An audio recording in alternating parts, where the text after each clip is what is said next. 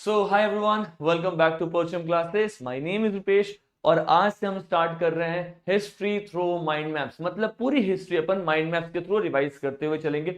Basically मैंने आपको history YT पे पढ़ाया हुआ है, कोर्सेस में काफी डिटेल तरीके से पढ़ाया हुआ है। इनफैक्ट अभी हमने वन शॉट वीडियो किया था एंशिएंट का, मिडिवल का, मॉडर्न का। Approximately 50,000 aspirants have watched those one shot videos.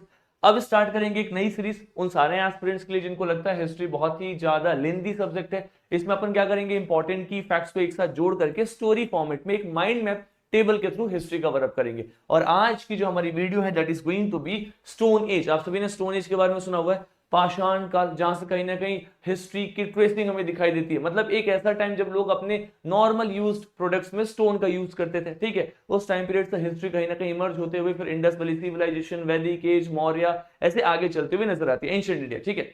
So today's topic is going to be stone age. अच्छा, coming to the part of frequency, हफ्ते में एक वीडियो आएगी that is on Sunday, right. और आपको PDF तो खैर मिल जाएगा available on the website of Parcham classes. तो सबसे पहले अपन स्टार्ट करते हैं हिस्ट्री को।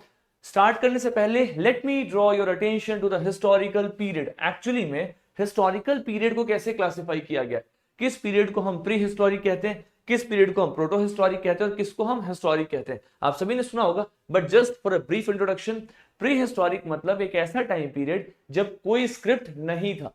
एक ऐसा टाइम पीरियड सर जहां पे स्क्रिप्ट हमारे पास कुछ भी नहीं था, देयर वाज नो स्क्रिप्ट। और जब सब स्क्रिप्ट ही नहीं है तो फिर उस स्क्रिप्ट को कोई डिसाइफर तो करेगा ही नहीं। डिसाइफर आप तभी करोगे ना जब कोई स्क्रिप्ट होगा। तो ना ही स्क्रिप्ट था ना ही कुछ डिसाइफर हुआ, इसको अपन बोलते हैं pre historic. For example stone age. अब स्टोन एज एक बहुत बड़ा टाइम पीरियड है। स्टोन एज एक्चुअली में एक बहुत बड़ा टाइम पीरियड है। तो उसको ना तीन अलग अलग पार्ट्स में क्लासिफाई किया जाता है। एक होता है पैलियोलिथिक, फिर मेसोलिथिक, फिर न्यूलिथिक। ये तीन पार्ट्स में हमने स्टोन एज को क्लासिफाई किया होता है। इसके बाद आपको चैल्कोलिथिक, ब्रॉन्ज एज और बाकी चीजों में भी आपको कहीं ना कहीं ऐसी चीज दिखाई देगा जिसको अपन कुछ लोग प्री हिस्टोरिक के अंदर में क्लासिफाई करते हुए नजर आते हैं। बेसिकली आपका जो स्टोन एज है ना, this comes under the pre historic. अगर मैं आपको फिर आगे लेकर के चलूं, प्रोटो हिस्टोरिक पीरियड मतलब एक ऐसा टाइम पीरियड जिस टाइम पीरियड में सर हमारे पास में स्क्रिप्ट तो था, there was a script, but the script was not deciphered. हम उसको डिसाइफर नहीं कर पाए। मतलब हमारे पास में स्क्रिप्ट था, हम कुछ तो लिखते थे, बट हम क्या लिखते थे ये हमें आज तक नहीं पता चला, वो आज तक डिसाइफर नहीं हो पाया। उसके ऊपर में अभी भी रिसर्च चल रहा है। इसको हम बोलते हैं सर प्रोटो हिस्टोरिक पीरियड, जिसका आपका बेस्ट एग्जांपल है इंडस वैली सिविलाइजेशन, जिसको आप कहीं ना कहीं ब्रॉन्ज एज सिविलाइजेशन भी कहते हुए नजर आते हैं। मतलब ये वो वाला टाइम पीरियड है सर जहां पे आपके पास में क्या है, this is the proto historic, मतलब स्क्रिप्ट है बट डिसाइफर नहीं हुआ।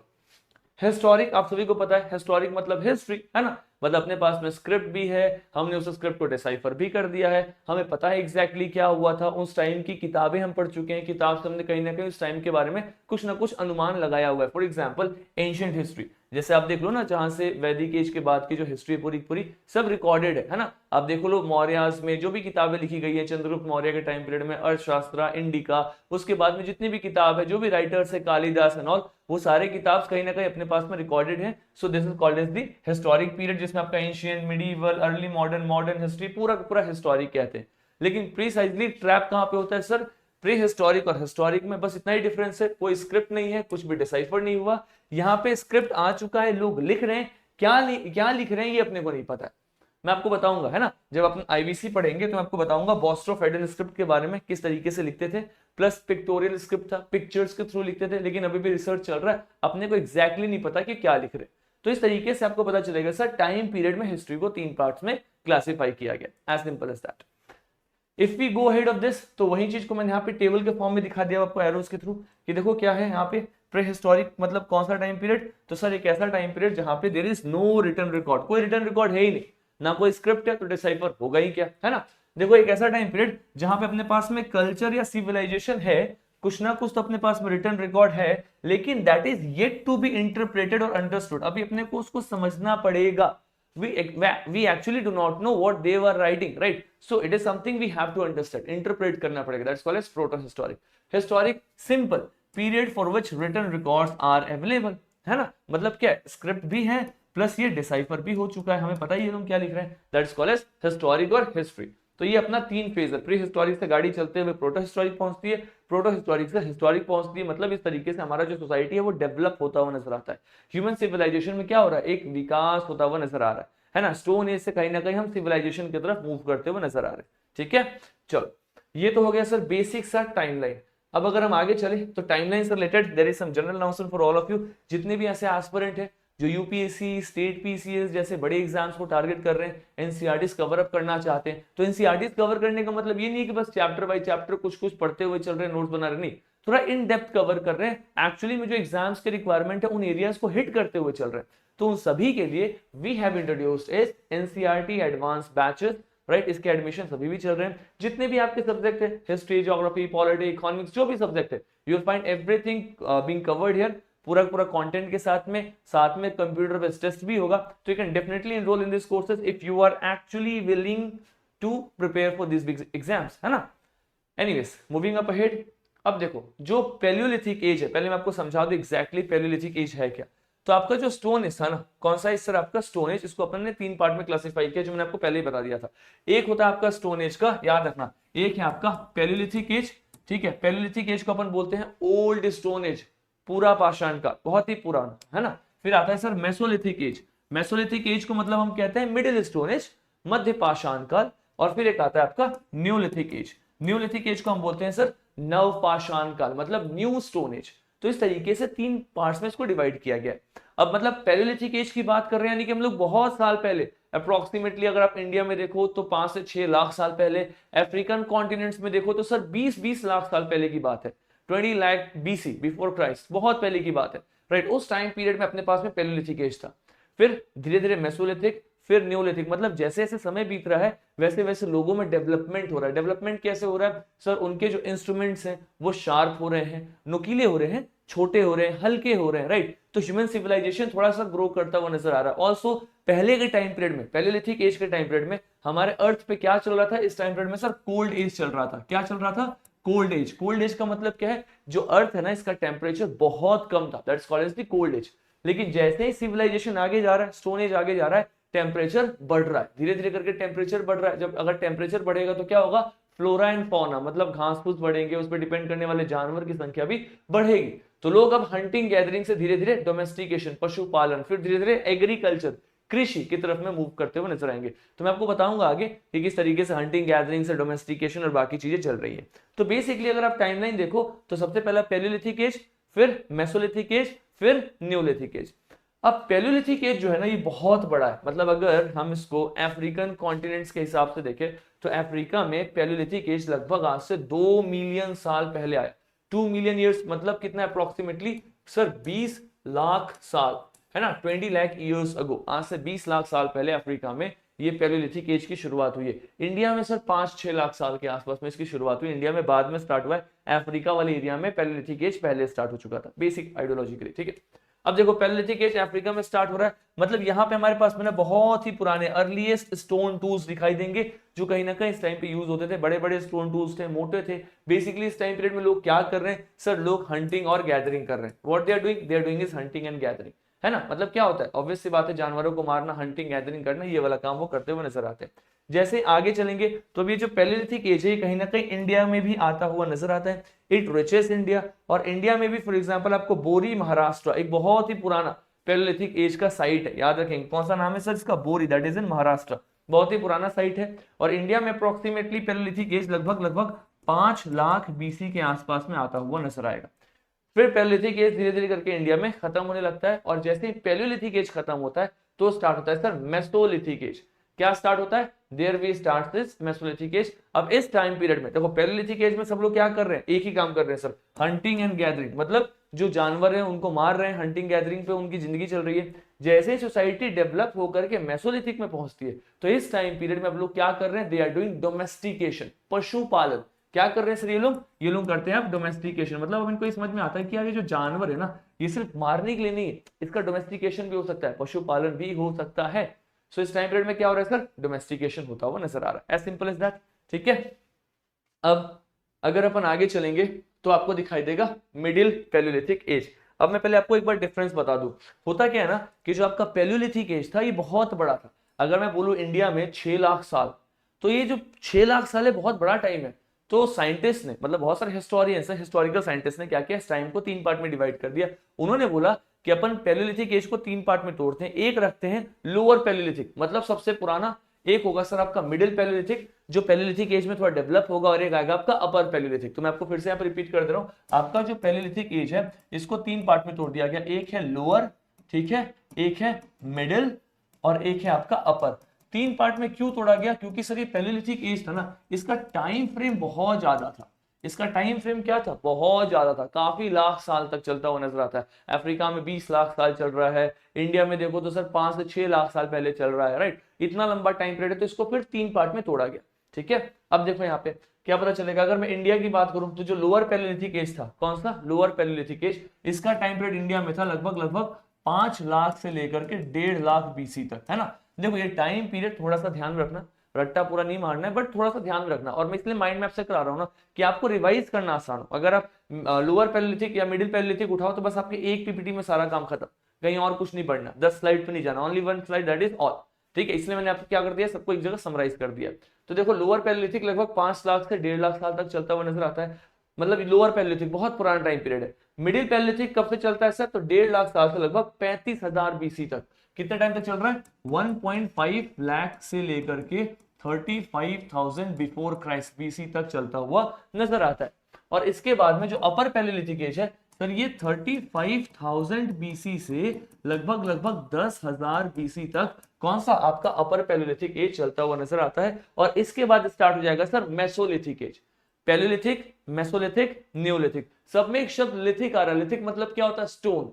मतलब इन पूरे के पूरे वर्षों में इंसान ने स्टोन का इस्तेमाल किया, किस चीज में? औजार बनाने में, वेपन बनाने में, टूल्स बनाने में, इंप्लीमेंट्स बनाने में, हर चीज में हम स्टोन का यूज कर रहे हैं। अभी किसी भी प्रकार का मेटल हमें नहीं पता है, ना हमें कॉपर के बारे में पता है, ना हमें आयरन के बारे में पता है, हम बस स्टोन के टूल्स बना रहे हैं, स्टोन के हड्डियों के टूल्स बना रहे हैं, दैट इज ऑल। और इससे हम क्या कर रहे हैं? हंटिंग और गैदरिंग कर रहे हैं। इसलिए सबके सभी लिथिक एज है, Palaeolithic, Mesolithic and Neolithic. I think यहाँ पे कोई दिक्कत नहीं होना चाहिए।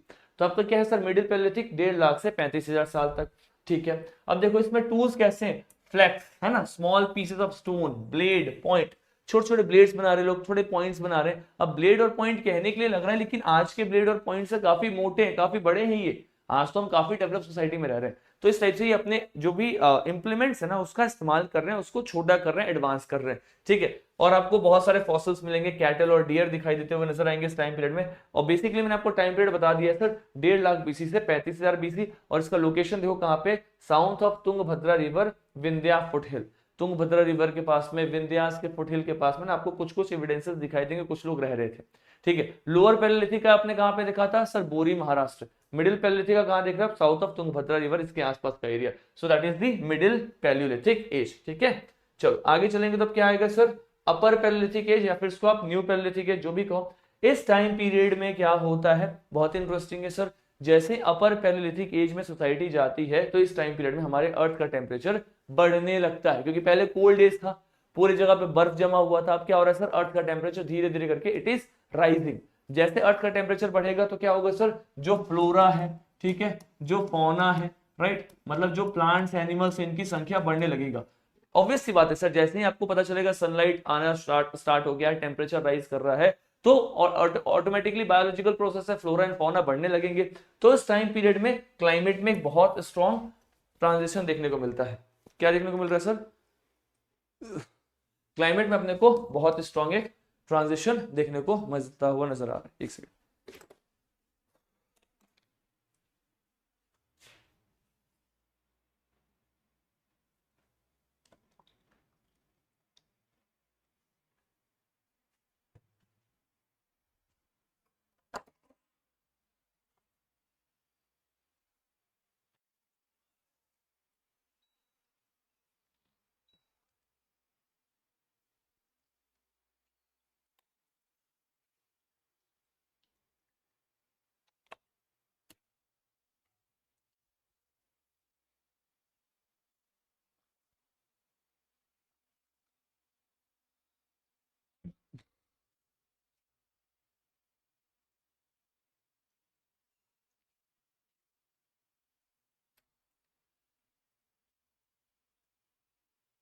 तो बेसिकली इस टाइम पीरियड में क्या होता है सर? इस टाइम पीरियड में हमें हमारा जो क्लाइमेट है ट्रांजिशन हो रहा है, टेम्परेचर बढ़ता हुआ नजर आ रहा है, फ्लोरा एंड फौना की संख्या भी बढ़ती हुई नजर आ रही है। साथ में सर ह्यूमन हैबिटेशन, लोग भी अलग अलग जगह पे रहना शुरू कर देते हैं। और हमें सबसे पुराना एविडेंस मिलता है हमें क्या? भीम बेटका केव्स। कहाँ मिलते हैं sir? Bhimbetka caves. Bhimbetka caves कहाँ पे है? एमपी में है भीमबेटका केव्स, है ना। और एक ऐसे केव है जहां पे हमें बहुत पुराने ह्यूमन सिविलाइजेशन, ह्यूमन सेटलमेंट्स के एविडेंस मिलते हैं। मतलब लोग उन केव्स में रहते थे स्टोन एज के टाइम पीरियड में। बेसिकली आप कहो तो अपर पैलेयोलिथिक एज या फिर इसके बाद में मेसोलिथिक एज, इस टाइम पीरियड में लोग यहाँ पे रहते हुए नजर आते हैं। और हमें क्या दिखाई देगा सर? इन केव्स में लोग बहुत ज्यादा केव्स में पेंटिंग, देखो यहाँ पे पेंटिंग की इमेज बनी हुई है, तो केव्स में लोग बहुत जगह अलग अलग टाइप्स की पेंटिंग्स बनाते हुए नजर आते हैं, है ना। आपको एक आंसर देना मुझे, फटाफट बताओ कमेंट बॉक्स में कि भीमबेटका केव कौन से डिस्ट्रिक्ट में है? In which district does Bhimbetka cave exist, है ना। इसको जिन्होंने डिस्कवर किया था उनका नाम था वीएस वाकांकर, राइट। तो बहुत सारे एग्जाम्स में उनके नाम पे क्वेश्चन आया हुआ, वीएस वाकांकर, नाम नहीं भूलेंगे। बाकी आपको मुझे बताना है कौन सा डिस्ट्रिक्ट में ये। आप देख लो कोल्ड एज क्या हो रहा है सर? डिक्लाइन हो रहा है। भीमबेटका यहाँ पे स्टार्ट हो गया, लोग रहने लग गए। यहाँ पे बहुत जगह आपको क्या पेंटिंग दिखाई दे रहा है। और क्वाजाइट मैन, लोग क्या कर रहे हैं? ऐसे क्वाजाइट स्टोन्स का इस्तेमाल कर रहे हैं, बहुत ही स्ट्रॉन्ग स्टोन है। अब ऑब्वियस सी बात है सर, इनको अगर स्टोन से औजार बनाने, तो अगर मजबूत स्टोन होगा तो उसको ज्यादा प्रेफर करेंगे। सो क्वाजाइट स्टोन को ये इस्तेमाल करते हुए नजर आते हैं। तो टूल्स में भी इनके, टेक्नोलॉजी यानी कि टूल्स में भी विकास होते हुए नजर आ रहा है। तो कितने बेहतरीन तरीके से हमने एक स्लाइड के अंदर में पूरा का पूरा आपका अपर पैलेयोलिथिक एज को एक्सप्लेन कर दिया हुआ, ठीक है। So this is the beauty of this programs of these classes. I'll just take a minute of yours, जितने भी ऐसे एस्पिरेंट है एसएससी एग्जाम्स के लिए सीरियसली प्रिपेयर कर रहे हैं, let me tell this to all of you, आप सभी क्या कर सकते हैं? एसएससी एग्जाम के लिए पूरा का पूरा एक किट प्रिपेयर्ड है। If you guys want you can definitely go and check out this particular kit, because SSC का एग्जाम सामने आ रहा है। इसमें आपको ना एसएससी जनरल अवेयरनेस पूरे कोर्सेज से लेकर के पीवाईक्यू, कंप्यूटर ई बुक, सब कुछ मिलेगा, one liner, current affair, everything. All it comes to a price of 3499, but because of super offer it is available at it comes with 6611, but because of that offer it is at 3499. So if you want you can get this course, everything will be at one place, हर चीज एक जगह आपको compiled मिलेगा, है ना। चलो moving up ahead is sir palaeolithic sites in India. अब इंडिया में पैलेयोलिथिक साइट्स आपको कहां पे दिखाई देंगे सर? आपको हुंजी दिखाई देगा, आपको कुरनूल दिखाई देगा। आप सभी के लिए होमवर्क है, फटाफट बताओ हुंजी और कुरनूल कौन से स्टेट में है? मैं आपको हिंट देता हूं, क्या ये कर्नाटका में है, आंध्रा में है, कहां पे? फटाफट बताओ। हुंजी साइट क्यों इंपॉर्टेंट है? क्योंकि यहाँ पे लोग रह भी रहे हैं, प्लस यहाँ पे फैक्ट्री साइट है। फैक्ट्री साइट का मतलब सर यहाँ पे अलग अलग स्टोन के टूल्स बनाए जा रहे हैं, इट्स अ फैक्ट्री साइट, हुंजी, ठीक है। कुरनूल आपको क्यों दिखाई देगा? बिकॉज कुरनूल में आपको क्या पता चलेगा सर? बहुत पुराना ह्यूमन एविडेंस पता चलेगा, स्पेशली फायर का एविडेंस पता चलेगा। कुछ राख यहाँ पे मिले, मतलब लोग फायर का यूज करते थे, fire was known to people. यहाँ पे लोगों को राख भी दिखता हुआ नजर आता है। कौन सा केव है ये? है आपका कुरनूल के। तो ये हुंजी एंड कुरनूल हो गया। नेक्स्ट आपको भीमबेटका, मैं आपको ऑलरेडी बता चुका हूं सर, मध्य प्रदेश में भीमबेटका केव था, राइट। वहां पे लोग पेंटिंग बनाते हुए नजर आते हैं। तो इस तरीके से आपको भीमबेटका की पेंटिंग्स दिखाई देंगी, राइट। किस टाइम से बिलोंग करती है? अपर पैलेयोलिथिक एंड मेसोलिथिक टाइम पीरियड से। प्लस भीमबेटका में हैबिटेशन है, लोग रहते हुए नजर आते हैं और इनकी पेंटिंग्स तो काफी अच्छा स्किल दिखाते हुए नजर आते हैं। तो यहाँ पे मैंने 3 साइट्स बताए, इनको याद रखेंगे, हुंजी, कुरनूल एंड भीमबेटका, ठीक है। और जो भी क्वेश्चन पूछ रहा हूं please keep on answering them in the comment box, they are important. Alright, so if we move ahead of this, mesolithic age में क्या ट्रांजिशन देखने को मिलता है? मेसोलिथिक एज का टाइम पीरियड क्या था? लगभग सर 10,000 बीसी से ये डेवलप होते हुए आते हैं 6,000 बीसी तक। ये पूरा का पूरा टाइम पीरियड आपका मेसोलिथिक है। चूंकि आपके अर्थ का टेम्परेचर बढ़ चुका है, चूंकि फ्लोरा एंड फौना, पेड़ पौधे की संख्या बढ़ रही है, तो अब लोग इस टाइम पीरियड में सर डोमेस्टिकेशन करते हुए नजर आ रहे हैं। क्या कर रहे हैं sir? They are doing domestication, लोग पशुपालन करते हुए नजर आ रहे हैं। तो देखो पैलेयोलिथिक में हंटिंग गैदरिंग, फिर क्लाइमेट चेंज हुआ, आइसेस खत्म हो रहा है, टूल्स में डेवलपमेंट हो रहा है, माइक्रोलिथ, छोटे छोटे टूल्स लोग बनाना स्टार्ट कर रहे हैं, और डोमेस्टिकेशन, लोगों ने एनिमल और प्लांट को टेम करना, डोमेस्टिकेट करना शुरू कर दिया है। तो मेसोलिथिक का जो एज है सेमी नोमैडिक लाइफस्टाइल है, मतलब नोमैडिक भी है लेकिन सेमी नोमैडिक है, राइट। तो आपको एक ग्रेट ट्रांजिशन दिखाई देगा। अच्छा ये बताओ सबसे पहला एनिमल कौन सा है जिसको डोमेस्टिकेट या टेम किया गया? The answer is dog. याद रखना, क्वेश्चन आते हैं, dog is the first animal to be tamed, है ना। सो ये याद रखना है अपने को। तो आपको दिख रहा है किस तरीके से हिस्ट्री में फ्लो आ रहा है। पैलेयोलिथिक से अपन मेसोलिथिक में गए, अब मेसोलिथिक से अपन क्या करेंगे? न्यूलिथिक में जाएंगे। न्यूलिथिक आते आते कहानी पूरी तरीके से बदल जाती है। क्यों बदल रही है? क्योंकि सर न्यूलिथिक का मतलब होता है न्यू स्टोन एज, यानी कि इस टाइम पीरियड में जो स्टोन टूल्स थे बहुत एडवांस थे, और एडवांस्ड होने के साथ साथ में लोगों ने इस टाइम पीरियड में आते आते सर एग्रीकल्चर का शुरुआत कर दिया। People started to do agriculture, लोग एग्रीकल्चर एक्टिविटीज में पार्टिसिपेट करने लगते हैं, कृषि वाले कार्यों में लगना शुरू हो जाते हैं। तो आपको कुछ इंपॉर्टेंट से साइट्स दिखाई देंगे। अप्रोक्सीमेटली 7000 बीसी के आसपास में क्या पता चलेगा आपको, एग्रीकल्चर हो रहा है प्लस डोमेस्टिकेशन होता हुआ नजर आ रहा है। एक सबसे पुराना साइट, उसका नाम है मेहरगढ़। क्या नाम है उस साइट का? मेहरगढ़। मेहरगढ़ में लोग एग्रीकल्चर भी कर रहे हैं प्लस डोमेस्टिकेशन भी कर रहे हैं। और मेहरगढ़ में सबसे पुराना कौन सा क्रॉप प्रोड्यूस कर रहे हैं? So they are producing is wheat and barley. क्या प्रोड्यूस कर रहे हैं सर? व्हीट और बार्ले प्रोड्यूस कर रहे हैं। क्या मेहरगढ़ में कोई भी ऐसा है जो राइस का प्रोडक्शन कर रहा है? नहीं, बिकॉज राइस का प्रोडक्शन कहां पे हो रहा है? तो सर राइस कल्टीवेशन हमें कोल्डी हवा और मारागरा नाम के जगह पे हो रहा है। ये ऐसे कुछ साइट्स हैं जो नॉर्थ ऑफ विंध्या में आपको दिखाई देंगे। कहां पे? नॉर्थ ऑफ विंध्या, जिसको अपन बोलते हैं कहां पे? It is close to Allahabad. Allahabad UP है ना। यहाँ पे आपको कुछ साइट्स दिखाई देंगे, कोल्डी हवा एंड मारागढ़ा। ये कुछ ऐसे साइट्स हैं जहां पे सबसे पुराना राइस कल्टीवेशन दिखाई दे रहा है, वो भी 5000 बीसी के आसपास में। तो अगर आपसे क्वेश्चन पूछ दिया जाए early agricultural evidences have been found at Mehergarh because it is the site existing at around 7000 BC. Early evidences of rice cultivation is found at, it is the Maragadh and Koldi Hawa at around 5000 BC. तो बहुत बच्चे गलती क्या करते हैं कि वो rice evidence में भी मेहरगढ़ लगा देते हैं। उनको लगता है कि सबसे पहले तो एग्रीकल्चर मेहरगढ़ में हुआ होगा, तो राइस व्हीट सब मेहरगढ़ में होगा। नहीं, मेहरगढ़ में आपका व्हीट हुआ है, बार्ले हुआ है, लेकिन rice cultivation is an where this place exist at Koldihwa, right. तो इसको अपने को ध्यान रखना है। प्लस अब एग्रीकल्चर प्रोड्यूस हो रहा है, तो अगर आपके पास में कुछ सरप्लस अनाज होगा तो आप कहीं ना कहीं तो उसको स्टोर करोगे। तो सरप्लस अनाज को स्टोर करने के लिए लोगों ने यहाँ पे पोट्रीज का इस्तेमाल करना शुरू किया। So the use of pottery for the first time, सबसे पहली बार पोट्री का इस्तेमाल होता हुआ न्यूलिथिक एज में दिखाई देता है। किसमें? न्यूलिथिक एज में the use of pottery for the first time is seen. ये आपको यहाँ पे एक बहुत ही स्पेशल फीचर दिखाई देगा अप्रोक्सीमेटली आफ्टर द 4500 बीसी। तो इस तरीके से सर आपका न्यूलिथिक एज डेवलप होता हुआ नजर आ रहा है। न्यूलिथिक सेटलमेंट में ना कुछ इंपॉर्टेंट से साइट्स है साउथ इंडिया में, फटाफट देखेंगे। जैसे कि आपको दिखाई देगा यहाँ पे साउथ इंडिया में आपको बहुत सारे साइट्स दिखाई देंगे, मस्की, ब्रह्मगिरी, हालूर, कुड़ेकल, संगनाकुल्लू, पिकलीहाल, टकलकोटा, पय्यमपिल्ली। आप बोलोगे सर ये इतने साइट्स कैसे याद करेंगे? बहुत सिंपल है, कुछ कुछ साइट्स को बस आपको ध्यान में रखना, बाकी रीड करके जाओ। एग्जाम में 4 ऑप्शन आएगा ना, एक अटेम्प्ट कर लोगे। अगर आपने 4 बार रीड किया हो तो आपको ध्यान में रहेगा कि हाँ ये कुछ ऐसा नाम था, हमने कहीं पढ़ा था, राइट। तो इन नाम्स को ध्यान में रखना है आपको। और आखिरकार में साउथ इंडिया में बहुत ज्यादा आपको स्टोन एज के साइट्स क्यों दिख रहे हैं? क्योंकि सर साउथ इंडिया में ना आपको बहुत ही इजीली स्टोन्स अवेलेबल दिखाई देंगे। बहुत सारे वहाँ पे माउंटेन्स है, हिल्स है, वहाँ पे स्टोन की अवेलेबिलिटी ज्यादा है। नॉर्थ इंडिया में प्लेन एरियाज है, अब देखो बिहार यूपी वाले एरिया में, या फिर आप चले जाओ महाराष्ट्र करो सॉरी पंजाब और हरियाणा, इन एरियाज में प्लेन एरिया है ना, यहाँ पे रिवर बेल्ट ज्यादा है, प्रोडक्शन ज्यादा होता है। लेकिन साउथ इंडिया में आपको बहुत सारे हिल्स दिखाई देंगे, तो वहां पे बहुत सारा स्टोन दिखाई देगा। और स्टोन से क्या करना सर? इंप्लीमेंट्स बनाना, स्टोन से टूल्स बनाना यहाँ पे काफी इजी था। तो आपको बहुत सारे साइट्स दिखाई देंगे। आंध्र प्रदेश में उतनूर एक बहुत ही इंपॉर्टेंट न्यूलिथिक साइट है, ठीक है। एक लास्ट साइट आज की क्लास का, दैट इज पिकलीहाल। कभी नहीं भूलेंगे, इंपॉर्टेंट क्यों है? पिकलीहाल बेसिकली कैटल हर्डर्स वाला साइट है। और इस पर्टिकुलर साइट में पता चलेगा कि सर लोगों ने बहुत सारे कैटल्स को डोमेस्टिकेट किया है। फॉर एग्जांपल शिप, गोट, बहुत सारे ऐसे एनिमल्स को डोमेस्टिकेट करते हुए नजर आते हैं। और वो सीजनल कैंप्स लगाते हुए नजर आते हैं। मतलब जैसे ही मौसम चेंज हो रहा है, जैसे ही वो लोग इस साइड से दूसरे साइड पे जा रहे हैं, तो अपना जो कैंप लगा करके वो जहां पे रह रहे थे उस जगह को फिर वो जला देते, पूरा का पूरा अपना कैंप वाले एरिया को जला देंगे, वो पूरा राख हो जाएगा और उस जगह से वो किसी और जगह चले जाएंगे, ठीक है। फिर जब अगले साल वापस से इस जगह पे आएंगे तो सब कुछ राख होके खत्म हो चुका था, फिर से नया कैंप लगा के रहेंगे। तो पिकलीहाल एक बहुत ही कमाल की जगह है, राइट। यहाँ पे बहुत सारा ऐश माउंट आपको दिखाई देगा हैबिटेशन साइट के साथ में।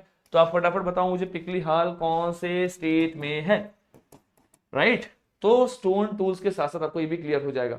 बाकी मैं आपको 1-2 साइट और बताता हूँ, खास करके एक सबसे इंपॉर्टेंट सा साइट है, इसको हमेशा याद रखना। एक है सर बुर्ज़होम। क्या नाम है इसका? बुर्ज़होम। बुर्ज़होम इज इन कश्मीर। कहां पे ये? कश्मीर में है। और ये न्यूलिथिक साइट है, basically it is the Neolithic site. कौन सा साइट है सर? न्यूलिथिक साइट है। और ये 2 चीजों के लिए काफी जाना जाता है। एक सबसे पहला कि बुर्ज़होम में आपको पिट ड्वेलिंग दिखाई देगा। पिट ड्वेलिंग, पिट ड्वेलिंग का मतलब क्या होता है? लोग वहां पे ना गड्ढा करके पिट्स बना करके उसके अंदर रहते थे। देयर वाज पिट ड्वेलिंग के एविडेंसेस मिलेंगे। कहां पे आपको? You will find that in Burzahom. क्यों? क्योंकि कश्मीर का एरिया टेम्परेचर ऊपर ज्यादा था, तो पिट ड्वेलिंग करके लोग उसमें गड्ढे में रह रहे हैं। दूसरा, यहाँ पे डॉग्स जो है ना, वेयर बरीड विद मास्टर, मतलब जो भी मास्टर्स हैं अगर उनको दफनाया जा रहा है तो उनके डॉग्स को भी उनके साथ दफना दिया जा रहा है। So evidences of dogs buried with master are found in the Burzahom. तो इस पे क्वेश्चन है, which of the following sites have the evidences of dogs buried with the master? The answer is Burzahom. Which of the following sites has the evidence of pit dwelling? Answer is Burj Home. Burj Home exists in Kashmir. That exists in Neolithic age. तो अगर आपने इतना भी देख लिया, so that is more than enough। यहां से आपका क्या हुआ, जो एक बहुत ही इंपॉर्टेंट से एरियाज है जहां से क्वेश्चन रिपीटेड थीम में आते, हमने उसको सर यहाँ पे क्या कर दिया, पूरा का पूरा माइंड मैप के थ्रू कवर अप किया हुआ है। So if any one of you are interested to covering this entire series of mind map, always remember हर संडे को क्लास आएगी और एक एक टॉपिक अपन आधे आधे घंटे में बहुत ही थॉरली कवर अप करते चलेंगे।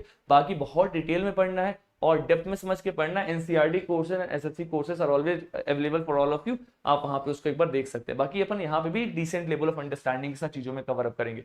सो जितने भी क्वेश्चंस पूछा है, let me know the answer of all this questions. See you soon in tomorrow's class. तब तक all the very best. God bless you all. Keep on working hard and thank you so much everyone. Take care.